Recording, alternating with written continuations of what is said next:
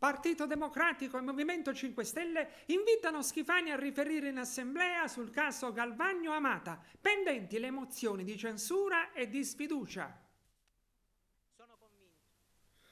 Solo il presidente dell'Assemblea regionale siciliana, Gaetano Galvagno, ha riferito a Sala d'Ercole nell'ambito dell'inchiesta della Procura di Palermo in cui è coinvolto lui e tra gli altri anche l'assessore regionale Elvira Amata. Adesso Partito Democratico e Movimento 5 Stelle si rivolgono al presidente della regione, Renato Schifani, affinché riferisca altrettanto in Parlamento nel merito di quanto emerso dalle indagini e sui risvolti politici. I due capigruppo, Michele Catanzaro e Antonio De Luca, ritengono opportuno che il dibattito in aula con Schifani preceda l'approdo all'Ars della variazione di bilancio da 345 milioni di euro appena approvata dalla Giunta regionale, così che il Presidente riferisca anche nel merito della manovra finanziaria, avviandone il confronto. Il Movimento 5 Stelle ha nel frattempo annunciato una mozione di censura all'assessore Amata qualora non sia rimossa e molto probabilmente si voterà su tale mozione in assemblea perché Schifani ha già confermato fiducia verso il suo assessore smentendo che ne avesse sollecitato le dimissioni, come pubblicato da alcuni organi di stampa.